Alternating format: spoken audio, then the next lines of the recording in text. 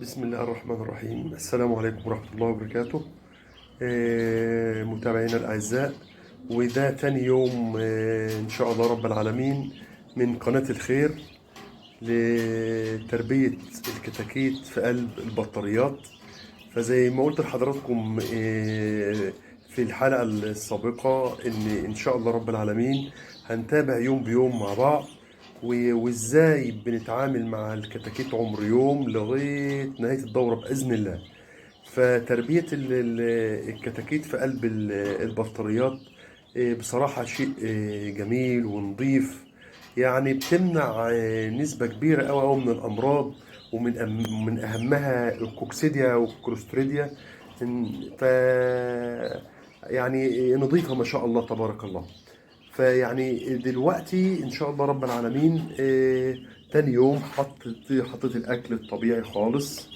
والاكل ده طبعا في تاني يوم بحط عليه كركم، بحط عليه حبة البركة، بحط عليه توم بودرة، بصل بودرة، رافع مناعة، بدون اي ادوية خالص يا جماعة، بدون اي ادوية خالص. لان عامل النظافة هو عامل الصحة وعامل الانتاج الطيب. والمية بتغيرها مرة الصبح ومرة اخر النهار، واخدين بال حضراتكم؟ فإن شاء الله رب العالمين زي ما اتفقت مع حضراتكم بأمر الله هنبدأ نوزن يوم بيوم. طبعا ونسيت أقول له لحضراتكم لازم تعمل في اليوم فاصل من الإضاءة، يعني بمعنى تيجي مثلا الساعة 2 الظهر، الفترة دي الجو بيبقى حر فيها، احنا في الصيف دلوقتي كل سنة وانتم طيبين. يجب انك انت مثلا تطفي الحرارة خالص عنهم، تطفي الإضاءة، سواء كانت تسخين أو إنارة. فالتسخين ودرجة الحرارة في اليوم في الأول 5 6 7 أيام درجات الحرارة ما تقلش عن 30. درجات الحرارة ما تقلش عن 30. ويعني أنا دلوقتي عامل يعني بفضل الله درجات الحرارة عندهم عاملة حوالي 31 32 في العمر الصغير ده. وكل ما بيكبروا كل ما درجات الحرارة بتقل تدريجيا، واخدين بال حضراتكم؟ وإن شاء الله رب العالمين نسمي الله كده إن شاء الله ونبدأ نوزن الكتاكيت عمر إن شاء الله رب العالمين. النهاردة تاني يوم، يعني أنا شغلت الميزان أهوت، ونسمي الله كده ونقول ما شاء الله ولا حول ولا قوة إلا بالله العلي العظيم. فيا جماعة المهم هو عامل النظافة، هو عامل النظافة هو كل حاجة. سمي الله، بسم الله الرحمن الرحيم. النهاردة تاني يوم، الوزن 50 جرام، واخدين بال حضراتكم؟ يعني امبارح كان 45 جرام، واخدين بالكم؟ بسم الله الرحمن الرحيم.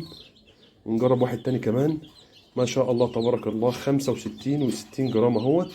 يعني بفضل الله بفضل الله، يعني ما شاء الله تبارك الله اهوت. بسم الله الرحمن الرحيم 55 ما شاء الله. فيعني ده عمري تاني يوم ان شاء الله رب العالمين، واحنا بنتابع كل يوم مع بعض. وان شاء الله رب العالمين يوم بيوم هقول لكم انا بعمل ايه. يعني امبارح كنت استقبلتهم، فكركم بالحلقه اللي فاتت، استقبلتهم بالميه ومحلول معالجه الجفاف، كيس محلول معالجه الجفاف على حوالي 3 لتر ميه، وممكن 4 لتر، واخدين بال حضراتكم؟ وبعد كده هو بتستقبله بالميه لمده حوالي 4 5 ساعات، وبعد كده غير ميتك عادي، الميه النظيفه عادي خالص بدون اي ادويه بدون اي حاجه. لما بيجي ميعاد ان انا بحط فيتامينات او بحط حاجه هقول لكم ان شاء الله رب العالمين. وبكده ان شاء الله رب العالمين نكون خلصنا حلقه النهارده، وان شاء الله رب العالمين في حلقه تانية بكره بامر الله. وربنا يتم علينا وعليكم يا رب بكل خير. ولو في اي استفسار تحت امركم، ابو عبد الهادي، قناه الخير. والسلام عليكم ورحمه الله وبركاته.